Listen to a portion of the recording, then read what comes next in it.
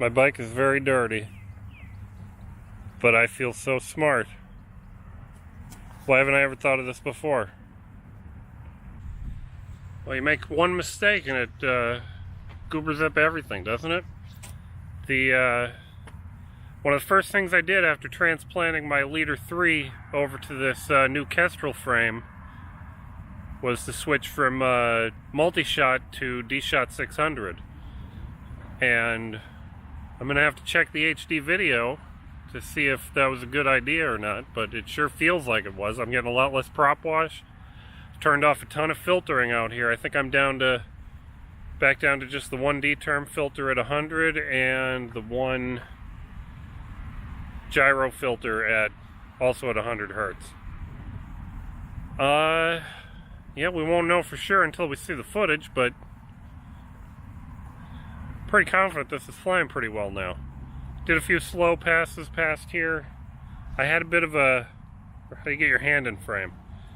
Just a bit of a wobble front to back, just as you were, just set the throttle, set the pitch, take your hand off the controller. It'd be a very slight wobble before, and I'm hoping that's gone away. We'll find out.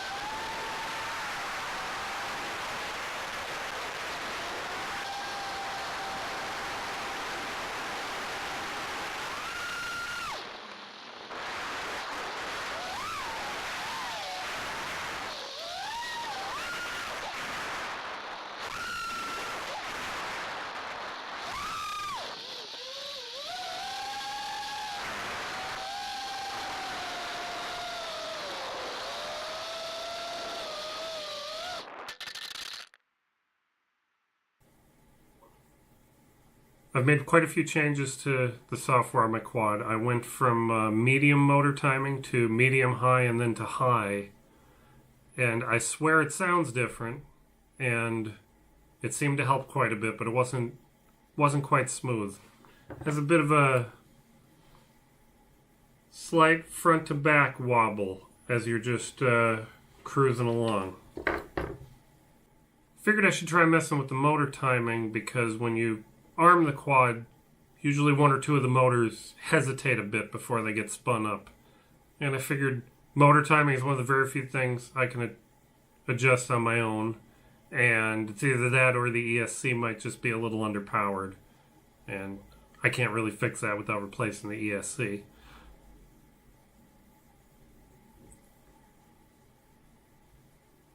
The other major change I made today was switching from DSHOT600 back to Multishot, and it flies so much better on Multishot. I just started turning off all the filtering that I've been adding.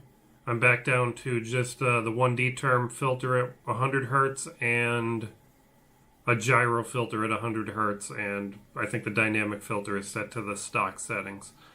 And it's flying way better. I have a lot less Propwash. There's still Propwash if I try to bring it out, but it's so much better than it was. I was able to bump up my D term a little bit, and that reduced the Propwash a little bit more.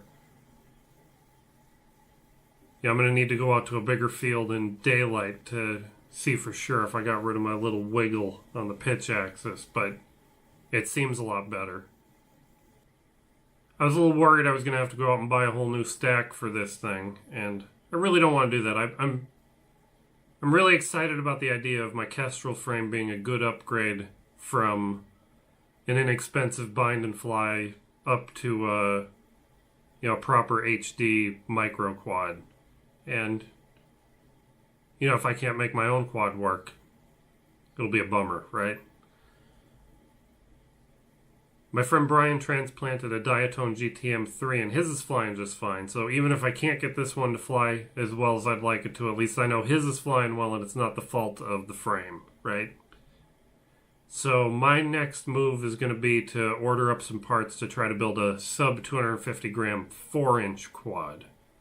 I'm looking at some Emax 1606 motors. I believe they're 3300 kV. They're only about $13 each. And I saw a 20 millimeter stack that I'm interested in. It has an F4 flight controller. It's a 35 amp BL Heli 32 ESC.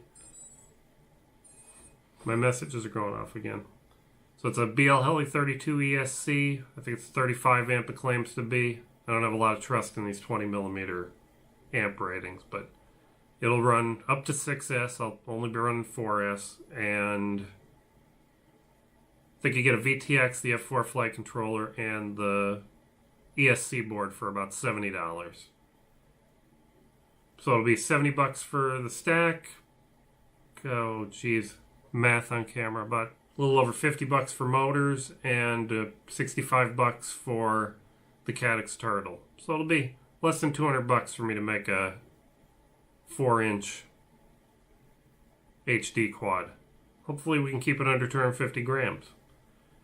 But I don't have much exciting to talk about other than that. This is definitely version 1.0. I've created a repository up on GitLab.com, and I uploaded at least the OpenSCAD source. I've got a little build script to generate, the various SVG and DXF files that you might need to cut your own. And I'm going to punch in some 3-inch and 4-inch ARM numbers into there so that we can just have it's not source. We can have the DXF and SVG files up there for anybody to cut their own. But if you like what I'm doing, down here somewhere there's buttons for liking and subscribing and whatnot, and comments are appreciated. I'd love to answer some questions. Yeah. Is that all we know? I think that's all we know. You have a good day.